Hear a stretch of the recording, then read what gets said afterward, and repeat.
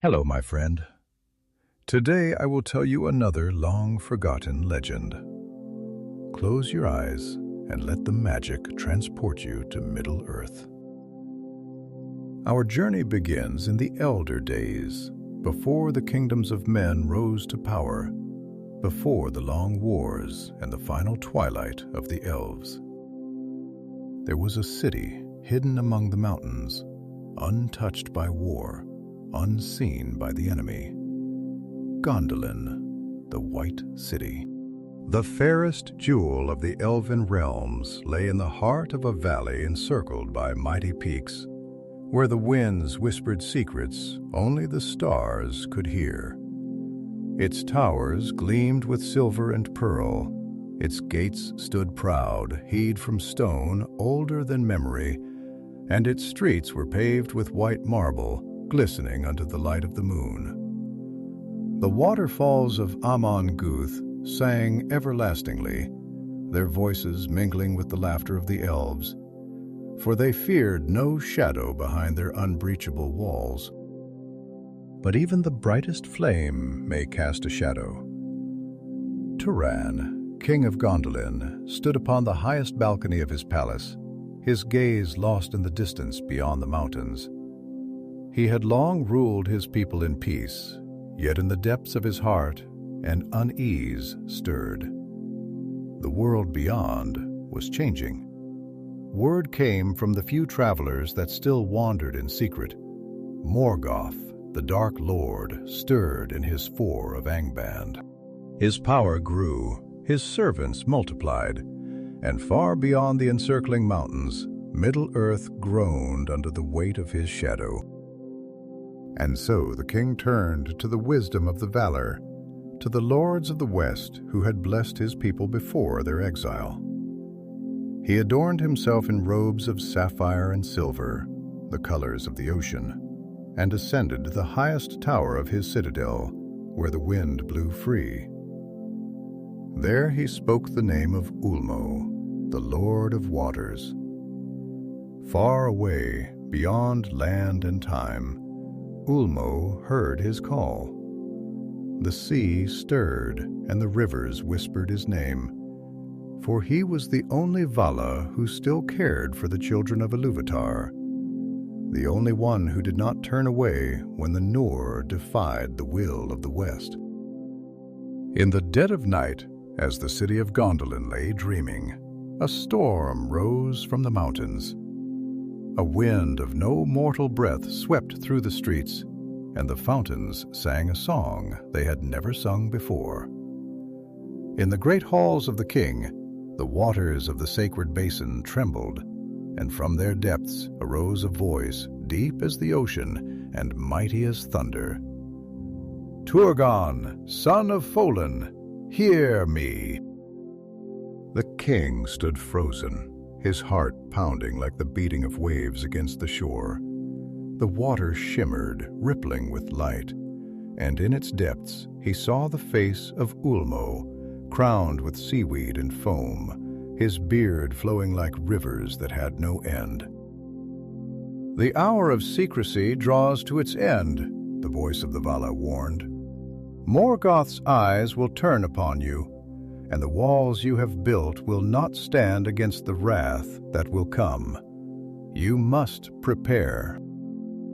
Turgon's breath caught in his throat. "Prepare for what, Lord of the Waters?" Ulmo's gaze, filled with the sorrow of ages, bore into him. "For the fall."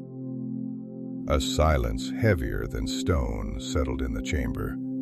The king clenched his hands into fists. "Then tell me how to fight, how to keep my people safe." Ulmo's voice was like the tide, unyielding. "There is no safety in hidden walls. You must send forth a messenger into the world beyond, one who will find hope where none can see it, one who will seek the path that even the elves have forgotten." Turgon hesitated, for the thought of opening Gondol into the world filled him with dread. But deep in his heart he knew the truth. No refuge could remain hidden forever. Yet he did not know that the answer to Ulmo's command had already begun. For in the lands of the Edan, the noble race of men, there was one whom fate had already chosen. Tuor, son of H, who would carry the words of the sea into the heart of the mountains. Far across Middle-earth, in the wild lands where rivers ran swift and the sky stretched without end, Tuor sat by the shore of a lonely lake. The fire before him crackled softly, its embers paint pain in his face with shifting gold. He was alone, as he had been for many years, wandering like a shadow upon the land, never finding rest.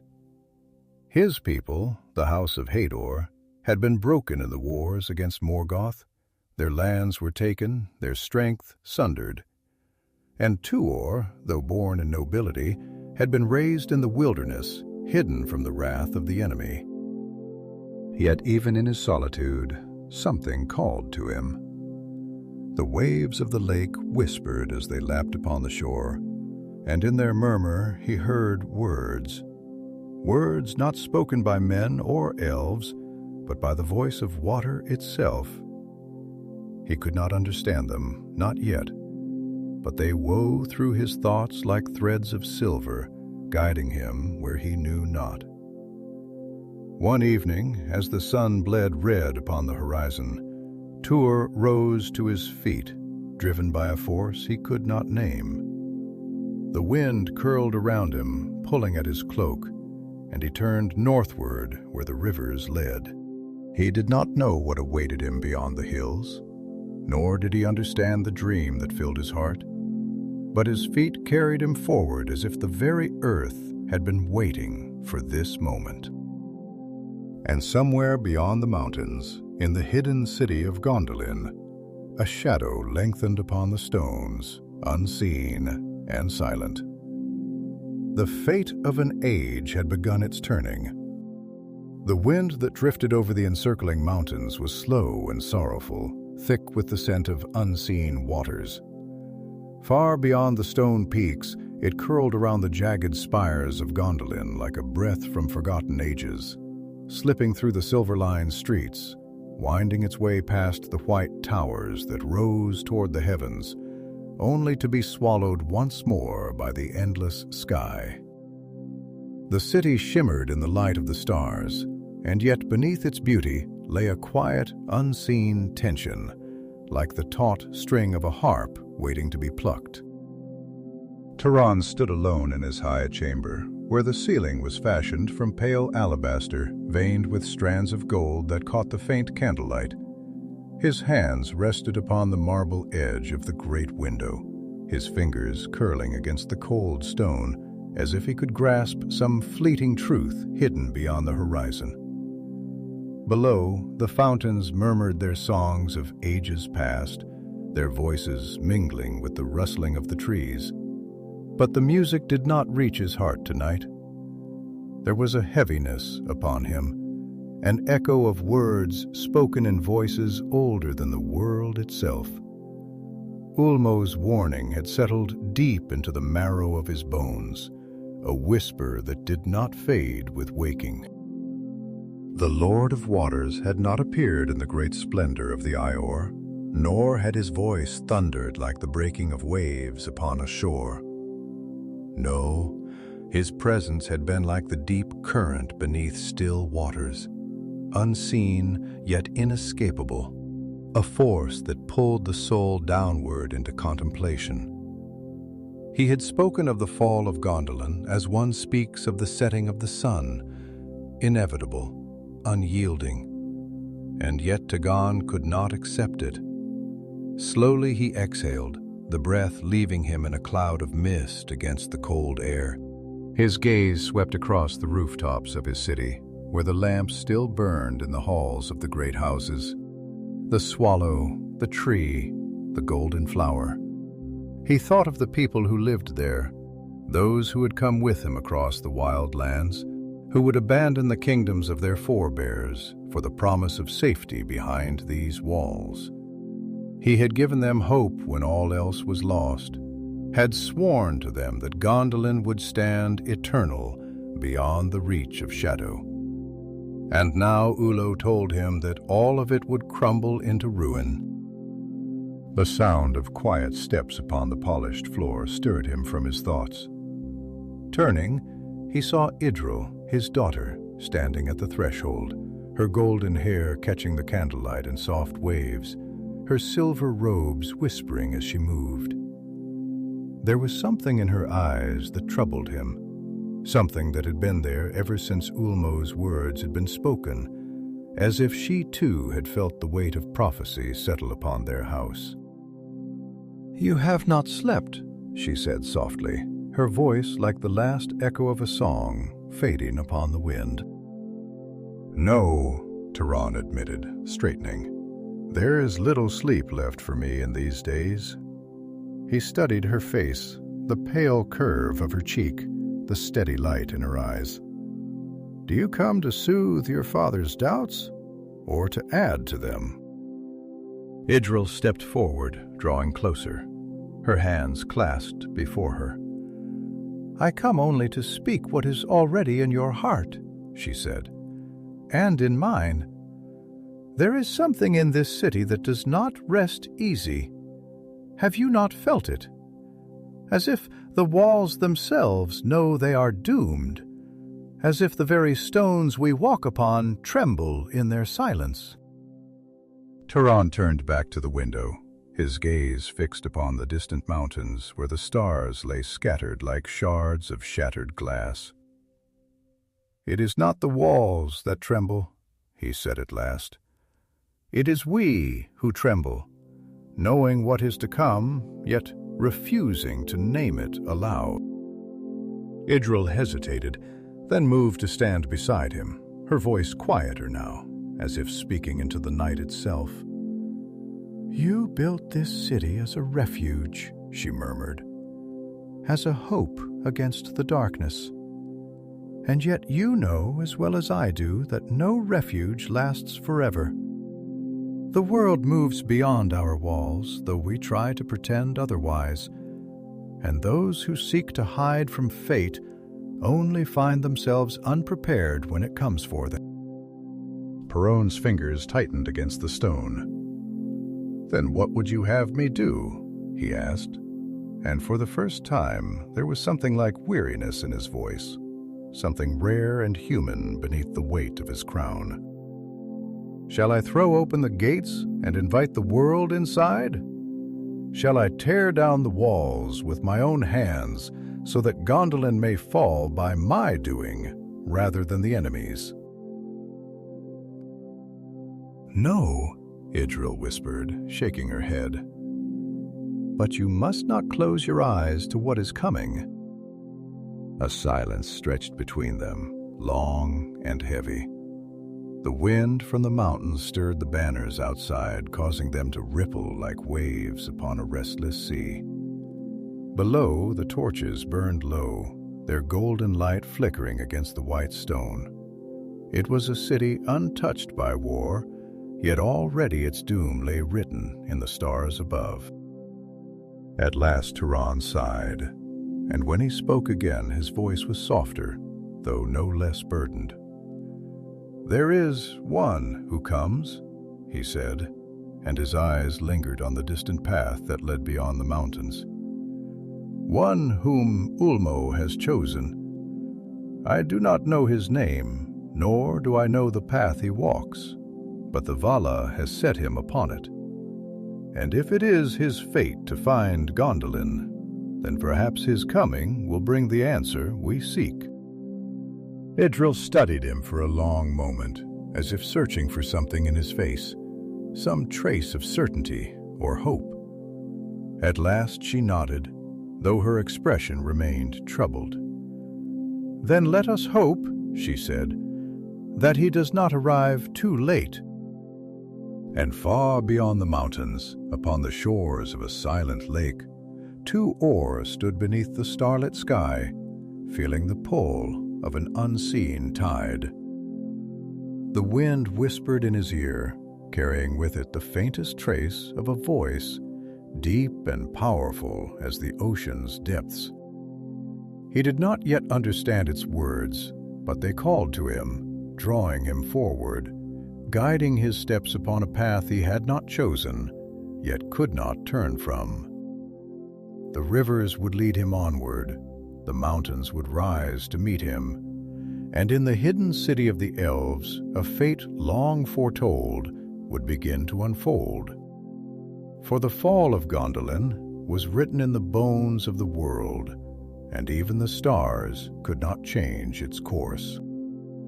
The night was vast, a great tapestry woven of silken shadow and pale silver light. The heavens stretched unbroken above Middle-earth, a dome of quiet constellations that had watched the world since the dawn of time, their radiance reflected in the still waters below. A hush lay upon the land, broken only by the whisper of the wind upon the surface of the lake, where reeds bent in slow oasin to the unseen breath of the world. It was here, at the edge of the waters, that Tuor stood, his cloak wrapped tightly about him against the encroaching chill, his eyes tracing the dark horizon where the mountains loomed like slumbering titans. He had wandered long, and though his path had led him to this place, he knew not why. Something deep within him stirred, a feeling he could not name, an invisible threat pulling him forward, guiding him toward an unknown fate.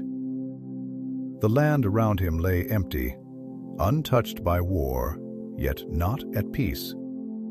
The trees stood silent and watchful, their limbs swaying in the night breeze like the slow gestures of ancient, knowing hands.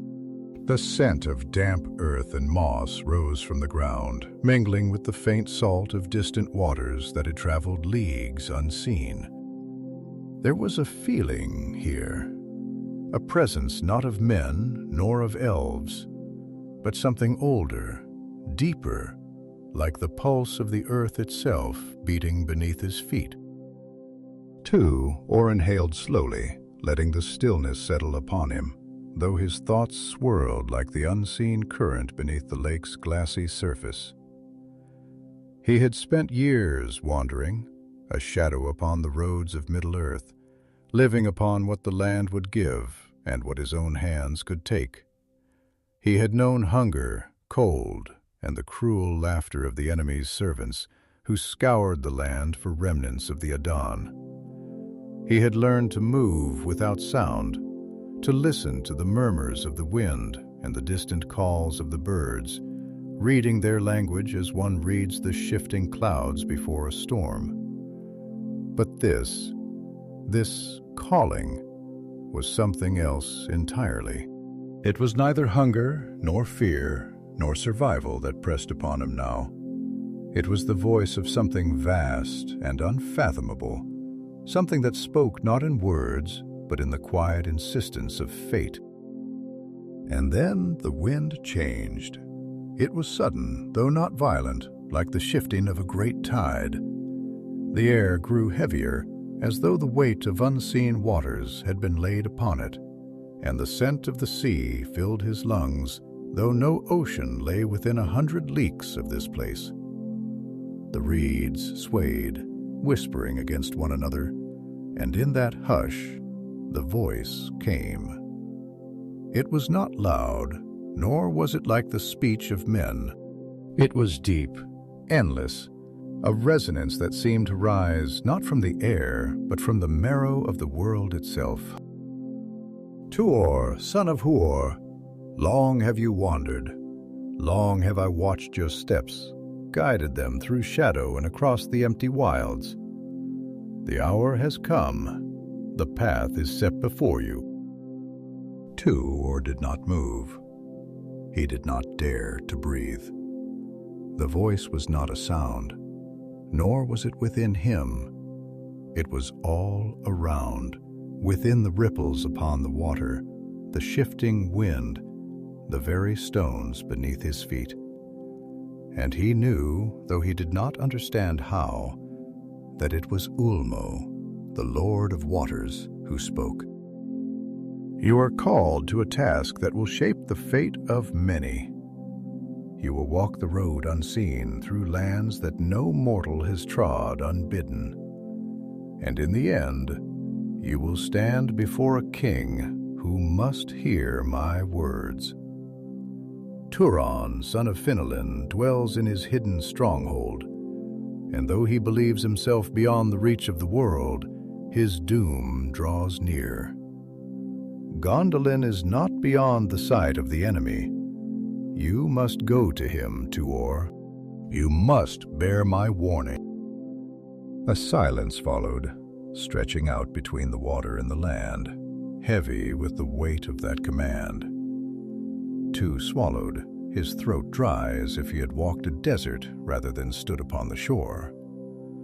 A part of him, the part that had known hardship and exile, that had lived by the sword and the hunt, wished to question, to ask, why him? Why this road? But another part, deeper, older, understood that there was no question to be asked. The words had been spoken. The path was laid. Slowly he stepped forward, the water lapping at the shore as if to meet him. "Lord of the waters," he murmured, his voice hoarse in the vast quiet. "I do not know this road. I do not know if my feet are worthy to tread it. But if it is your will that I should go, then I will go. I have no home to turn to, no kin to follow. If this is the purpose you have set for me, I will see it done." The air stirred again, the presence shifting, receding like a great tide pulling back into the depths. Yet before it was gone entirely, the voice returned, softer now, but no less vast. "Follow the river, the way will be shown." And then all was still.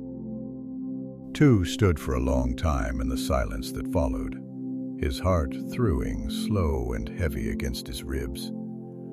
The lake was unchanged, the trees moved. It might have been a dream were it not for the lingering weight of the words upon his soul. At last he exhaled, turning his gaze northward, where the river ran like a silver thread through the land. And without another word he stepped forward, leaving behind the lake, the quiet shore, and the life he had known. The journey would be long, the road would be perilous, but Tuor did not look back. Far away, in the heart of the mountains where the spires of Gondolin rose untouched against the sky, Idril sat alone beneath the boughs of a flowering tree, her fingers resting lightly upon the carved arm of the bench. The air was cool, carrying the faintest scent of night-blooming jasmine, and above, the sky stretched dark and clear, unmarred by cloud or storm. Yet her thoughts were not of beauty, nor even of the peace that had cradled this city for so many years. She felt it still, that whisper in the marrow of her bones, the feeling that something unseen had begun to stir. Her father had spoken of Ulmo's warning, and she had listened, though her heart had already known what he would say before he had spoken the words. She did not know how she knew, only that she did, that the city was not safe, that the enemy's eye would turn toward them, that time which had seemed endless within these walls was at last running short. And yet, as she sat beneath the trees, she did not feel fear. No, it was something else, something quieter, deeper, a waiting. She closed her eyes, listening to the night, to the murmur of the fountains, to the rustling of the wind through the high towers. Somewhere beyond these walls, the one who was meant to come had already begun his journey.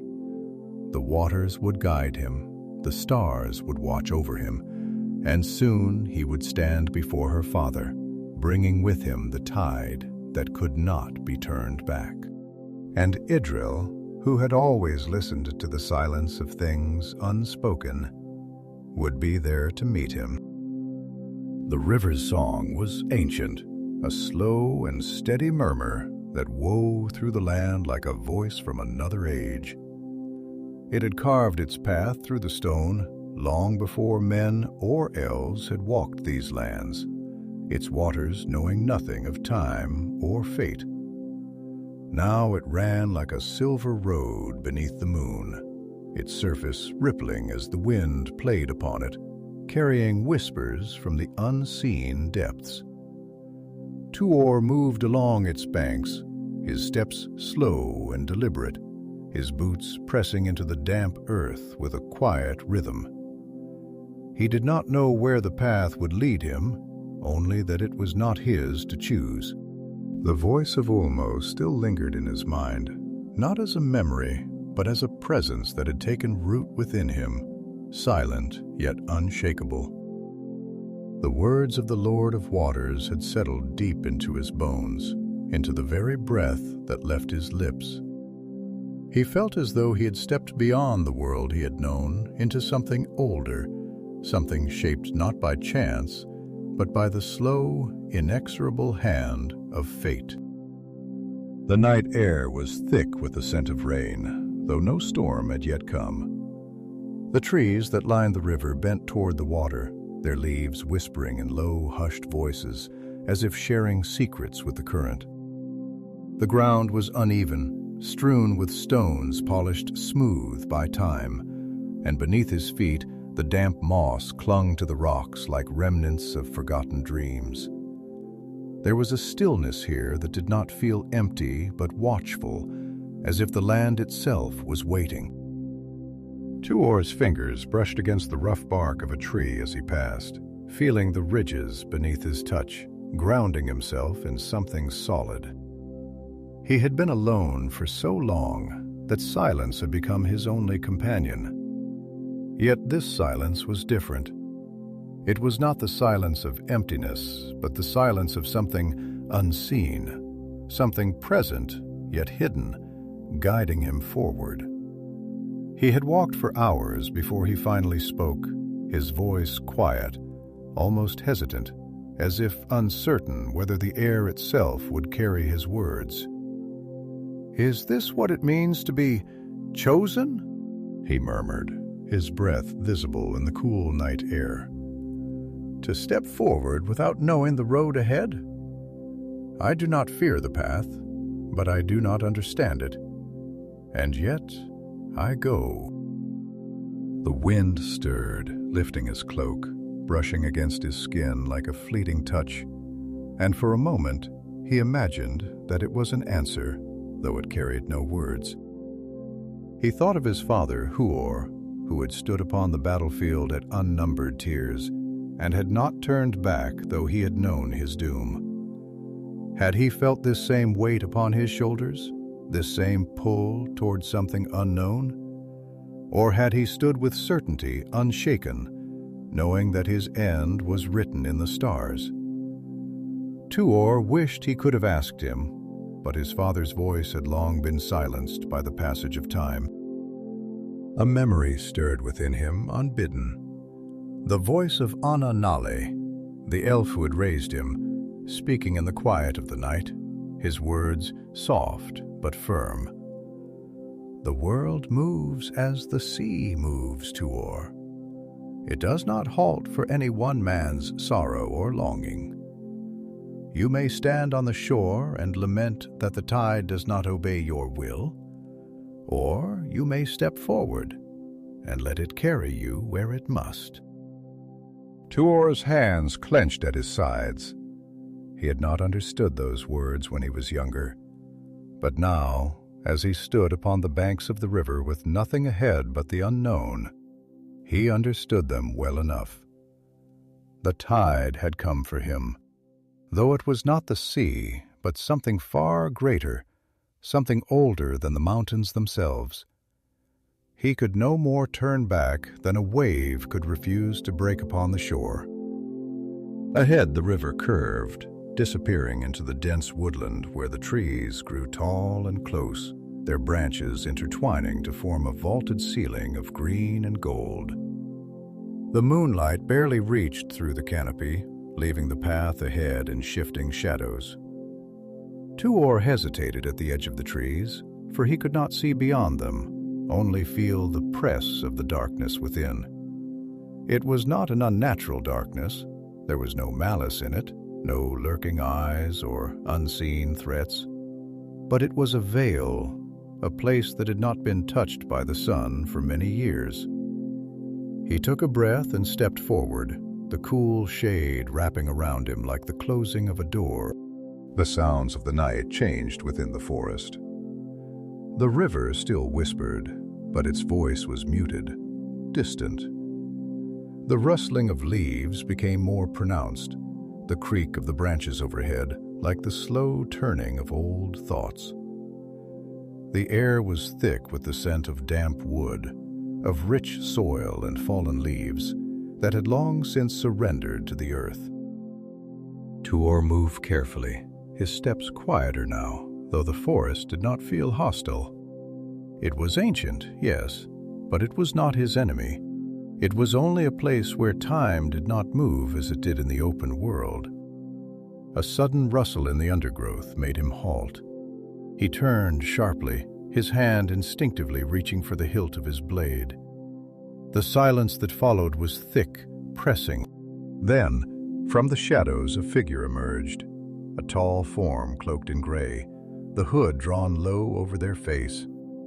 Tuor tensed, but something in the figure's bearing made him hesitate before drawing steel. The stranger moved slowly, deliberately, as though they had been waiting.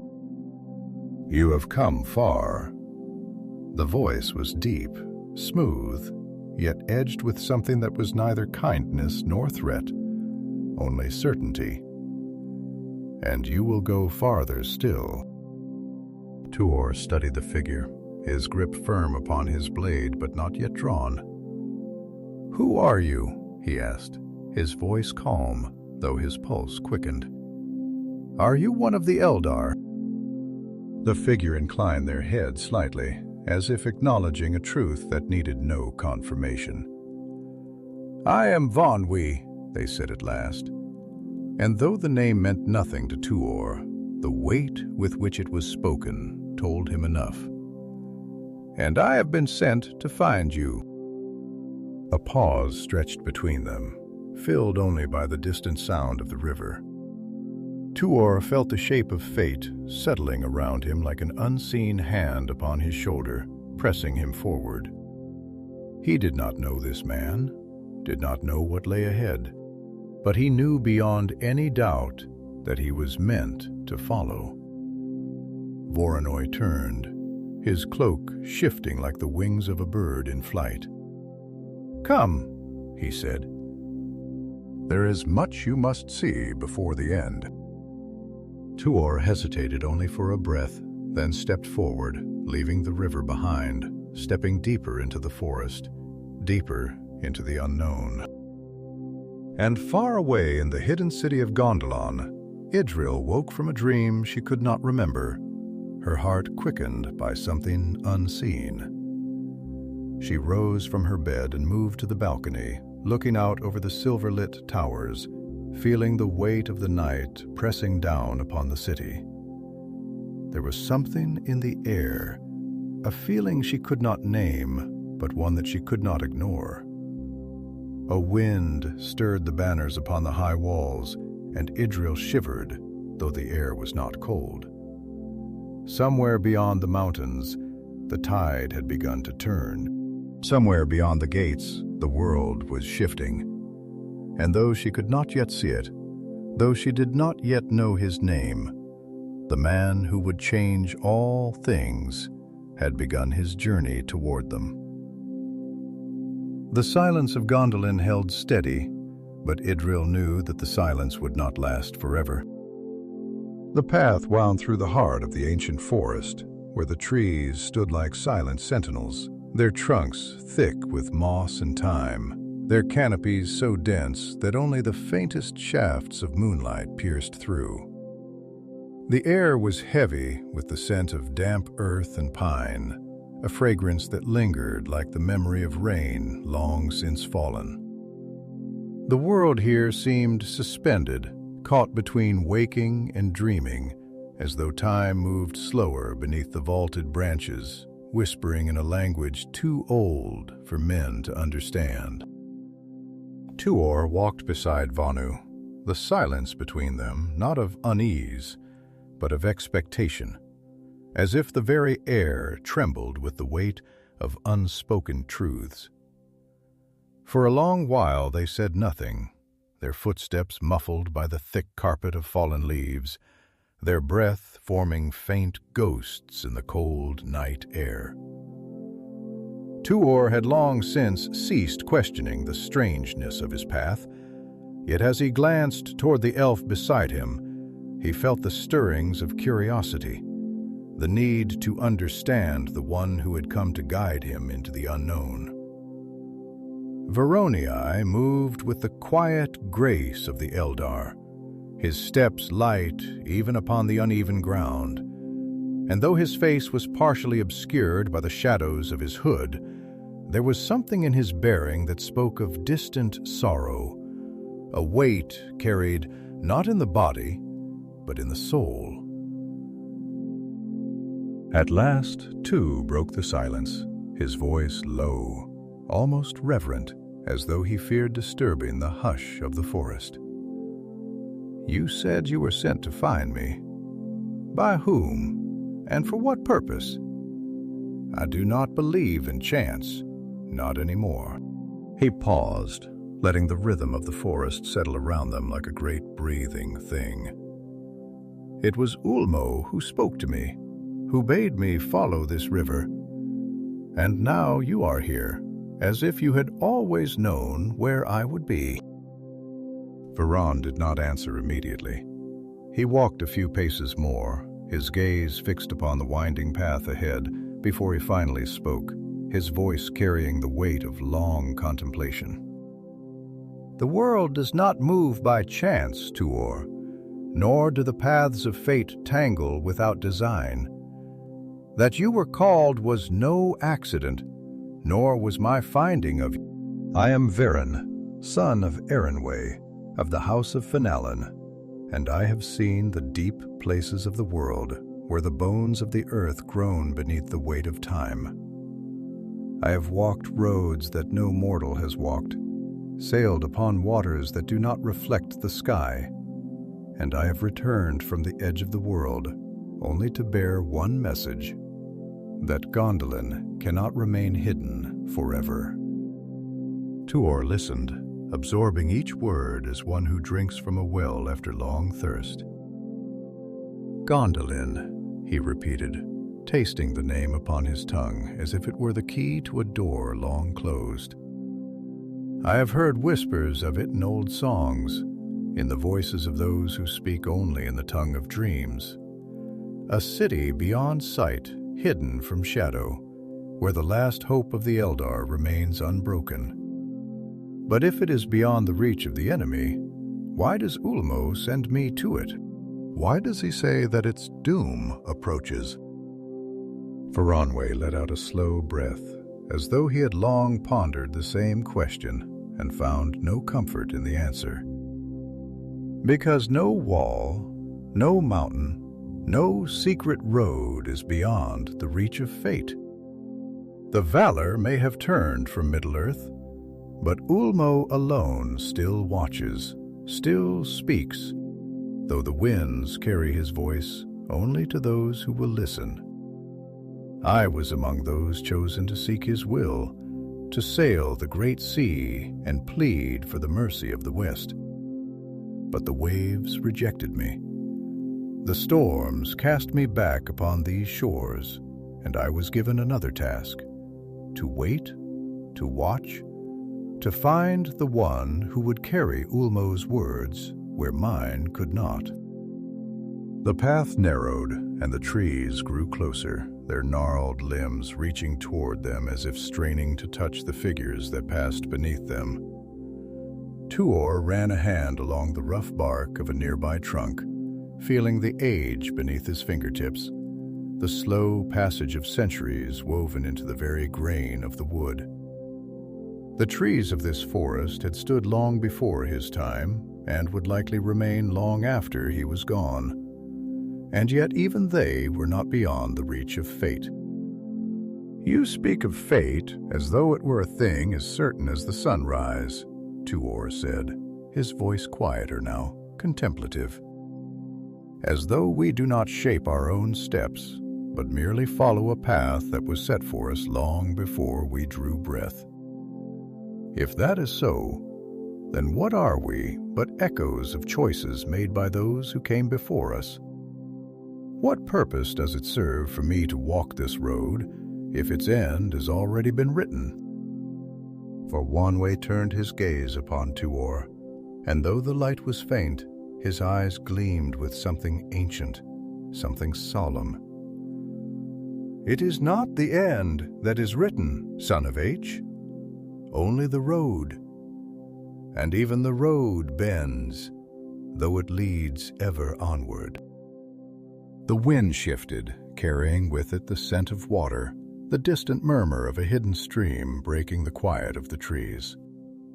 Tuor let the words settle within him, feeling their weight, their truth. He did not know what awaited him beyond the mountains, nor what words he would find when he stood before the King of Gondolin. But he knew, as surely as he knew the beat of his own heart, that the tide had turned, that the unseen current was pulling him forward, and that he could no more resist it than he could command the river to halt its course. For a time they walked in silence once more, each lost in thought, the whispering trees their only company. The stars wheeled above them, cold and distant, and Tuor felt small beneath their gaze, as though he were but a fleeting ember in the vast forge of the world. And yet he did not feel alone. The weight of Ulmo's voice remained with him, as real as the earth beneath his feet, as certain as the path that stretched ahead. At last Fanwë spoke again, his voice softer now, as if speaking to the night itself. "There is a saying among my people, one that has been carried through ages long before even the first rising of the moon. No road is walked in solitude, though the traveler's feet may seem alone upon it." He glanced to Tuor then, a ghost of a smile in his expression, though it was tinged with something else, something almost like sorrow. "You are not the first to question the weight of fate, nor will you be the last. But know this, Tuor of the Edene, though your steps are your own, they are part of a song that began long before you, and will echo long after." Tuor nodded, the words finding a home within him, though he did not yet fully understand them. He exhaled, watching as his breath curled in the night air like the last whisper of a dying fire. "Then let the road be walked," he murmured, his voice steady, his heart resolved. And so they pressed on, deeper into the ancient wood, toward the hidden path that would lead them through the mountains, toward the city that waited beyond the reach of sight. The night stretched onward, and in the far distance, beyond stone and shadow, Gondolin dreamed beneath the stars, unaware that the tide had begun to rise. The road that stretched before them was no longer merely a path through the woods, no longer a simple passage between trees that whispered secrets of ages past. As Tuor and Varin pressed deeper into the wild lands, the forest began to change. The air thickened, filled with the scent of damp earth and pine resin, the mingling aroma of fresh rain and old sun-warmed wood. The ground, once soft with leaf fall, grew firmer beneath their feet, turning to dark, slick stone that glistened in the pale light of the unseen moon. The trees grew denser, their ancient roots curling over rocks like the fingers of forgotten giants, their gnarled limbs stretching overhead in twisting arches, casting deep shadows even in the quiet glow of starlight. The silence was different now. No longer the stillness of peace, but something else, something expectant, something watchful. Tuor could feel it pressing against him, not with the weight of threat, but with the weight of knowledge unspoken. It was as if the land itself bore witness to the path he walked, as if the mountains beyond had already judged his coming and found him wanting, yet let him pass all the same. He exhaled, watching as his breath curled in the air, vanishing like the last remnants of a forgotten dream. He had lived many years in solitude, long enough to know the difference between the quiet of the world and the quiet that comes when something waits just beyond the edge of sight. It was Voronwë who finally spoke, his voice low as if unwilling to disturb the hush that lay upon them. "This forest remembers things long buried," he said, running his fingers lightly along the bark of a nearby tree, tracing its ancient ridges as if reading a script too old for words. "It has seen the coming and passing of many, but few of your kind have walked this way. The Edain do not tread lightly upon these lands. The trees listen, and though they do not speak as the elves do, they remember." Tuor glanced at him, studying his face in the dim glow of the starlit canopy.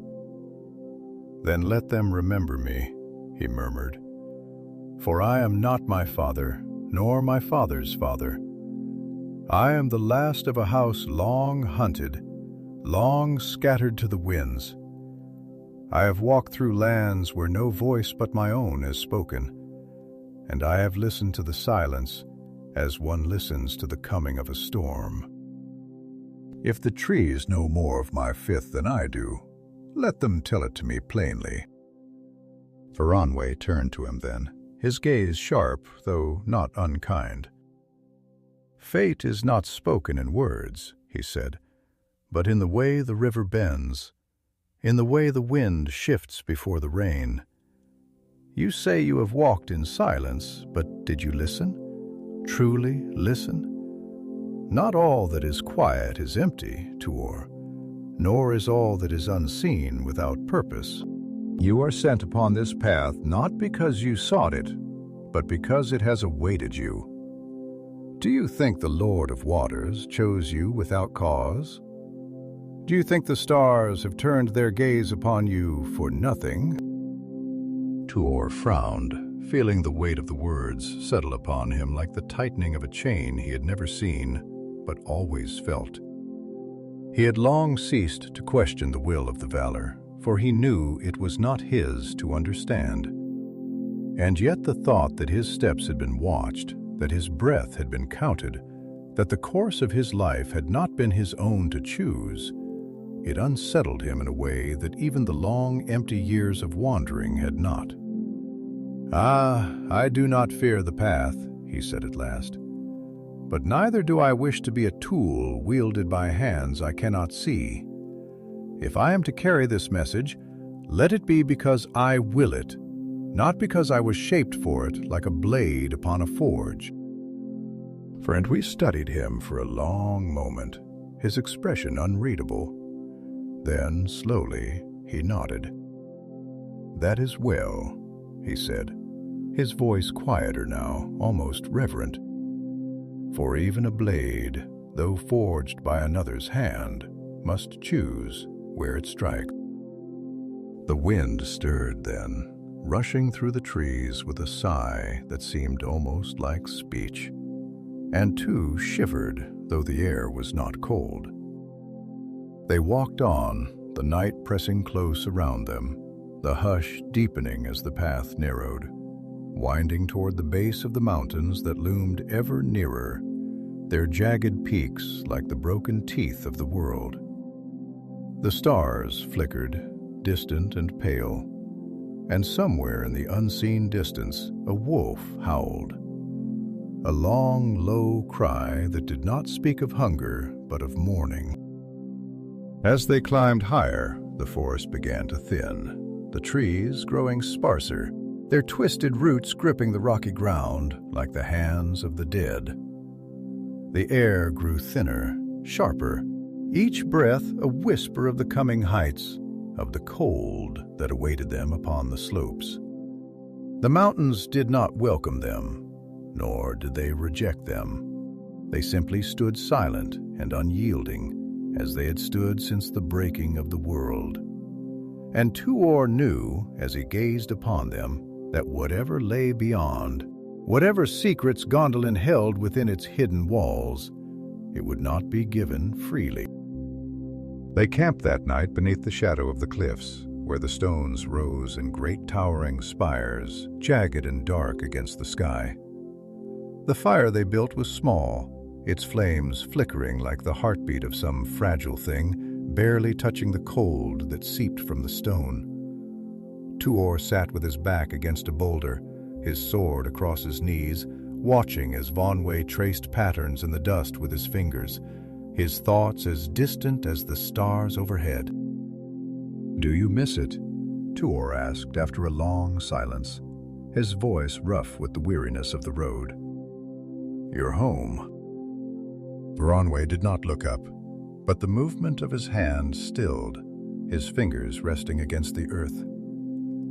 "Home," he murmured, as if testing the word upon his tongue. "There was a time when I would have answered, yes, when I would have longed for the halls of my kin, for the sound of voices raised in song beneath the golden trees. But I have seen too much, Tuor. I have walked the shores where the sea meets the sky, and I have looked westward beyond the veil of the world. And I know now that home is not a place, but a thing lost beyond reach." Tuor frowned, turning his gaze to the fire. "Then why do you go back? Why do you return to Gondolin if your heart no longer calls it home?" Voronwë sighed, and when he spoke, his voice was heavy, not with sorrow, but with something deep, something worn thin by time and trial. "Because some things are not done for the sake of longing, but for the sake of duty. I was sent to seek a road that could not be found, and in failing, I was given another purpose: to guide you, to bring you to the one who must hear the words you carry. And so I return, not as one who seeks to belong, but as one who fulfills the last debt owed." Tuor was silent for a long moment, his fingers tightening around the hilt of his sword. The fire crackled softly, its embers drifting upward, vanishing into the dark.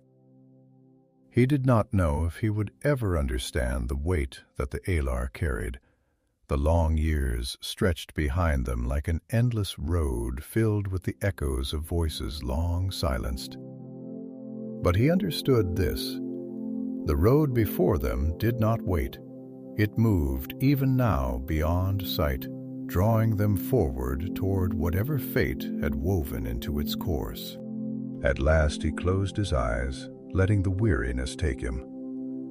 The wind whispered through the pass, and far beyond the mountains, beneath the stars that watched without judgment, Gondolin stood waiting.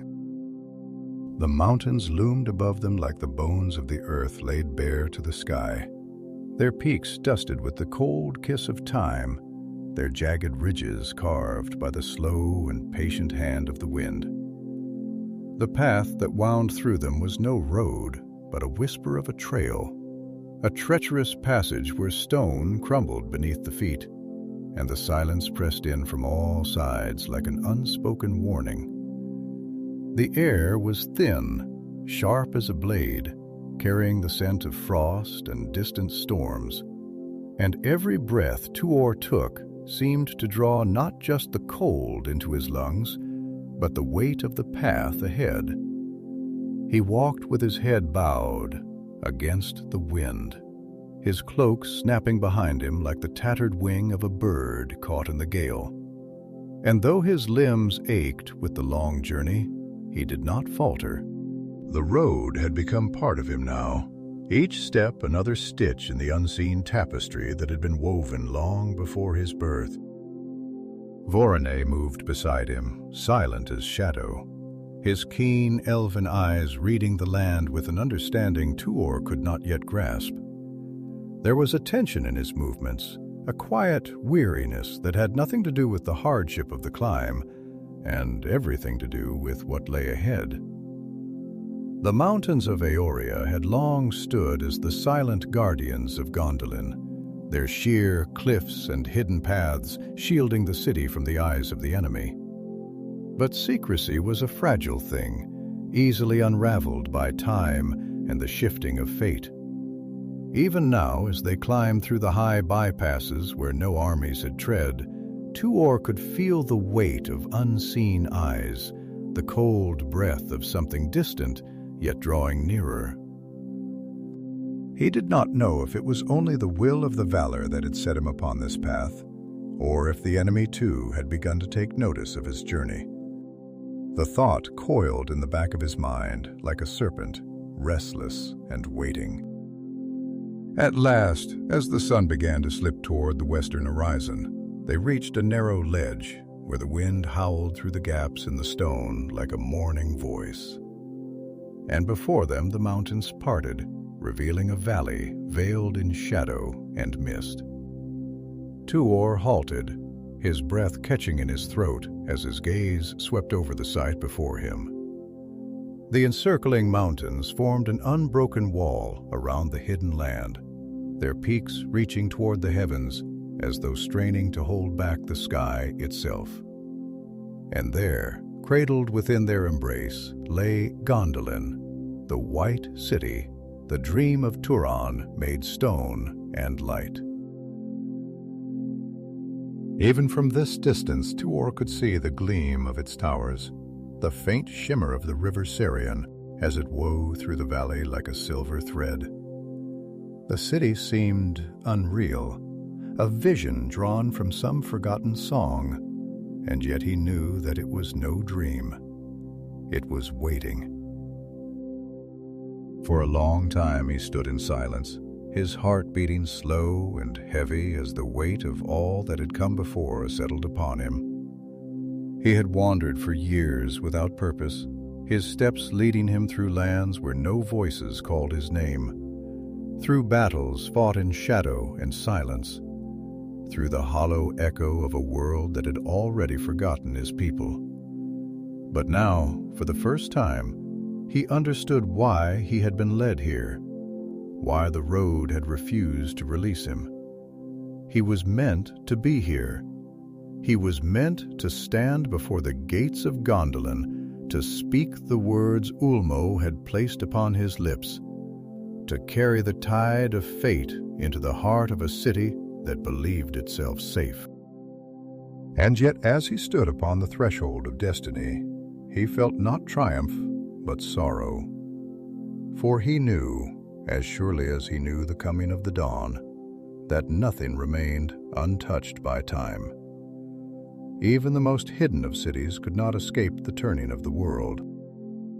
Bonwë spoke then, his voice quiet though it carried through the wind like the last note of a fading song. "This is what you have sought," he said, though there was no joy in his tone. "And yet, even as you look upon it, you know that it will not remain as it is. You feel it, do you not? The way the air trembles, the way the stone beneath our feet holds its breath. Gondolin stands, and yet its fate is already woven into the shadow of the world." Toe turned to him, his eyes dark with thought. "Then why bring me here?" he asked. "Why does Ulmo send me to a city already bound to its doom? If the walls will fall, if the rivers will run red, then what purpose do I serve? Am I only to witness its passing, to stand among the ruins and know that I have come too late?" Baranu studied him for a long moment, his gaze measuring, as though weighing the depth of Tuor's soul against the burden he carried. "No," he said at last, and there was something in his voice, something distant and knowing. "Not all that falls is lost. Not all that ends is without purpose. The fate of Gondolin is not yours to change, nor was it ever. But there are things that must be done before the end. Words that must be spoken, choices that must be made. You are not here to save the city, Tuor. You are here to bear its hope when the fire comes." Tuor did not answer at first. He turned his gaze back to the valley, to the city that gleamed like a pearl hidden within the shell of the mountains. He thought of his father, of the stories he had been told as a child, of the great battles that had been fought in the name of freedom, of the blood that had been spilled for a future that had never come to pass. He thought of Ulmo's voice, deep as the ocean and endless as the tide, speaking of a fate he could not yet see. And he thought of the stars, of the way they shone above all things, distant and cold, watching as the world turned beneath them. He let out a slow breath, his hands curling into fists at his sides. "Then let me see it with my own eyes," he said, his voice steady though the weight of his words settled deep into his bones. "Let me walk the streets of the city that will fall. Let me speak to the king who believes himself beyond the reach of the world. If I am to bear its hope, then let me first know what it is I carry." Baway nodded once, a solemn gesture, and without another word, he turned toward the path that wound downward toward the valley where Gondolin stood waiting. Tuor followed, his steps slow, deliberate, as if each one was carving his name into the stone beneath his feet. The wind howled, the sky darkened, and far above, unseen beyond the mountains, the shadow of Morgoth stirred, the tide of doom rising unseen beneath the surface of the world. And Gondolin, the hidden city, stood beneath the stars, dreaming of eternity, unaware that the dream was drawing to an end. The way down into the valley was steep, a path carved by time and the quiet footsteps of those few who had ever walked this way. The rocks, sharp and slick with the damp breath of the high places, jutted out in uneven shapes as if the very bones of the mountains had twisted in protest against the path they now walked. Tuor could feel the weight of the land pressing down upon them, the silence stretching between the jagged ridges like an unspoken warning.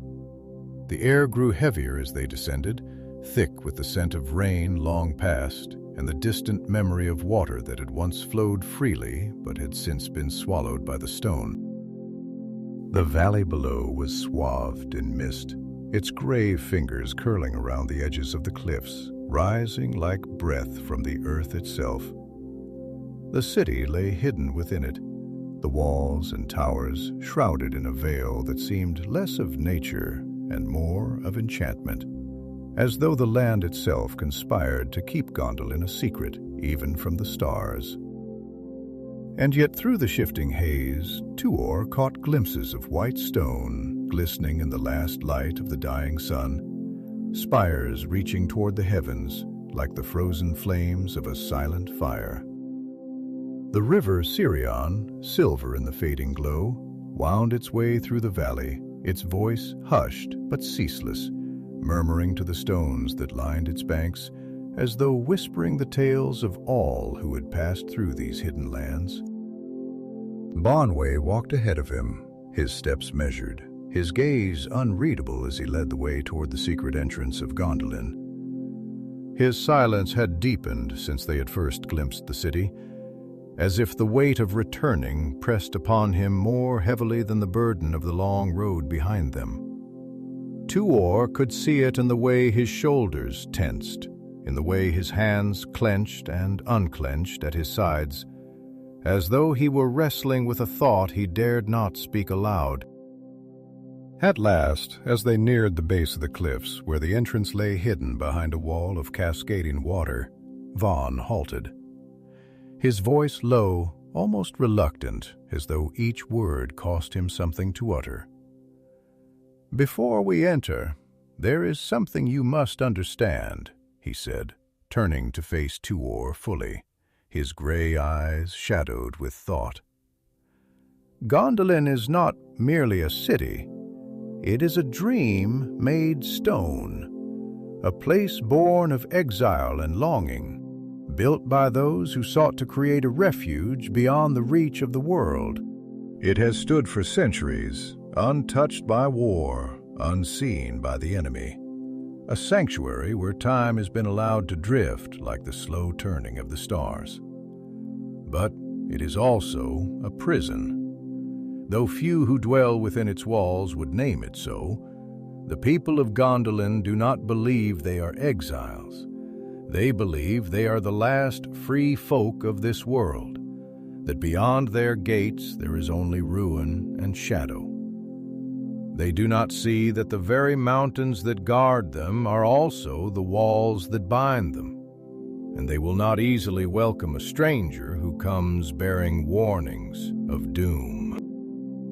Tuor studied him, taking in the weight behind his words, the slow sorrow that had settled into his voice. "You speak as though you do not belong to them," he said, his tone careful, measured, "as though you have walked their streets, sung their songs, and yet have never truly called it home." For Ennui's gaze flickered, something shifting behind his eyes like the movement of deep water beneath the surface of a still lake. "Because I have seen beyond the mountains," he murmured, his voice quieter now, almost wistful. "I have stood upon the shores where the waves whisper of lands that no elf may return to, and I have sailed upon waters that stretch beyond the sight of the sun. And in that vastness, in that endless expanse of sea and sky, I have felt what it is to be free. Gondolin is beautiful, but it is not free. It is a jewel hidden in the darkness. But jewels are hoarded, locked away, kept safe until the hand that holds them is broken, and they are lost forever." Tuor did not answer at once. He looked toward the mist, toward the city that lay beyond it, and for a moment he tried to imagine what it would be like to live in such a place, to walk streets untouched by war, to dwell in halls where no cries of battle had ever echoed. But even as he let the thought settle upon him, he felt the unease stir in his heart, the knowledge that such stillness could not last, that no place, no matter how well hidden, could remain untouched forever. "Then why do you return?" he asked finally. "If you have seen the open sea, if you have tasted freedom, why do you come back to a city that will not listen to what you have learned?"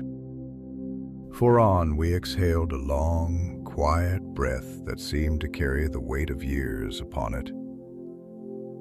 "Because not all journeys are for ourselves," he said, and there was something resolute in his voice now, something unshaken. "I return because I was given a task, and though my heart may long for the road, my duty calls me here. The tides do not ask where they must go, nor do the winds refuse their course. We are all carried forward, whether we will it or not." Tuor nodded slowly, understanding in his own way the truth of those words. He had not chosen this road, but neither had he turned from it. It had found him, drawn him forward like the pull of the river to the sea, and now as he stood upon the threshold of Gondolin, he knew that there was no turning back. "Then let us go," he said, his voice steady, though his heart was not. "Let us walk through the gates of the city that does not know its doom." Voronwë gave a small nod, and without another word, He turned and led Tuor toward the waterfall that concealed the hidden entrance. The roar of the water grew louder as they approached, filling the air with its ceaseless song. And when they stepped through the veil of mist, the path beyond opened before them. A tunnel of stone, smooth and worn, stretching into the darkness like the throat of some great, silent beast. Torches flickered along the walls, their flames barely reaching the high, arched ceiling, casting long, wavering shadows that seemed to dance with each step they took. The air was cool here, carrying the scent of damp stone and the faint trace of something older, something that lay beyond sight, but not beyond knowing. As they moved deeper into the passage, Tuor felt the shift in the air, the presence of unseen eyes watching from the darkness. He knew, even before the sound of steel scraping against stone reached his ears, that they were no longer alone. And then from the shadows figures emerged, tall, clad in armor of silver and blue, their faces hidden behind helms wrought in the likeness of eagles, their spears gleaming in the dim light. They moved with the quiet precision of those who had stood watch for years uncounted. And when they spoke, their voices were calm, but edged with warning. "Halt!" one of them commanded, stepping forward, his grip firm upon his spear. "No man passes these gates unbidden. Speak your name and your purpose, or turn back into the wilds." Tuor met the gaze behind the helm, his own voice steady as he answered. "I am Tuor, son of Huor of the house of Hador, and I come at the bidding of Ulmo, Lord of the Waters. I bring a message to Turon, King of Gondolin, and I will not turn back." A silence followed, heavy and unbroken, as the guards studied him, as the weight of his words settled into the stone itself. And then, without another word, one of them turned and signaled for the gate to be opened. The way to Gondolin stood before him now, and the doom of the city had begun.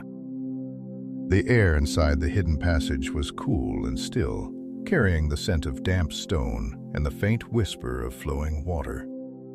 The torches flickered as Tuor and Varen passed beneath their golden glow, their flames struggling against the draft that wove through the tunnel like the breath of something vast and unseen.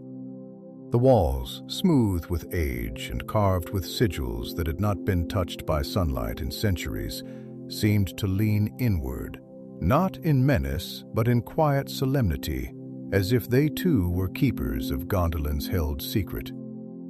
The path beneath Tuor's feet sloped gently downward, guiding them deeper into the mountain's embrace. And though his heart was steady, there was a weight upon him, a heaviness that did not come from the road alone. They walked in silence for a time, their footsteps echoing in the enclosed space, the sounds swallowed quickly by the pressing dark. Tuor's thoughts churned like the deep currents of the ocean, slow, unseen, but relentless. He had spent years wandering, following no path but the one necessity had forced upon him, never knowing if his steps carried him toward something or only further from what once had been. But now, as the road narrowed, as the walls tightened like the closing fist of fate, he knew that he was at last approaching the heart of the vision Ulmo had placed before him. This was not merely the end of a journey. It was the beginning of something greater than himself, something that had been written into the fabric of the world long before he was ever born. Voronwë walked beside him, his gaze unreadable, his elven grace unbroken even in the dim light. Tuor had begun to understand the weight that Voronwë carried, the quiet sorrow that dwelt in his eyes like a fading ember. He was of Gondolin, yet apart from it. He was returning home, but with no joy in his heart. And Tuor wondered, Was it because he knew what awaited them there? Did he see with the foresight of the Eldar the shadow that loomed unseen upon the city's gleaming towers? At last, Tu broke the silence, his voice low, almost hesitant. "When you left this place," he said, "did you believe you would return? Or had you already made peace with the thought that you might never walk these halls again?" Voronwë did not answer immediately. He walked a few steps more, his hand brushing idly against the smooth stone of the tunnel, as though seeking something in its touch. When he spoke, his voice was measured, yet tinged with something distant, as though he were recalling a memory half buried beneath years of solitude. "When I left, I did not think of return. I thought only of the road ahead, of the sea, and the hope that lay beyond it. We had believed in the days before I sailed that perhaps mercy still lingered in the west, that the Valar might look upon us and take pity, that the doom which had been spoken over the Noldor might yet be undone. But the ocean is a cruel keeper of hope, Tuor. I saw the waves rise against us, saw the sky darken until no light remained but the cold glimmer of the stars.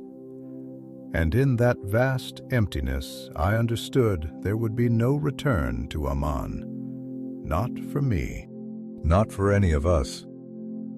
Tuor watched him, saw the faint tightening of his jaw, the flicker of something deep in his gaze, something that had been shaped by loss and the endless passing of years. "And yet you have returned," he said quietly. "Not to the sea, but to the very place you sought to leave behind. For when we exhaled a sound, barely more than a breath." "Yes," he murmured, "because though the sea did not grant me passage, Ulmo did not abandon me.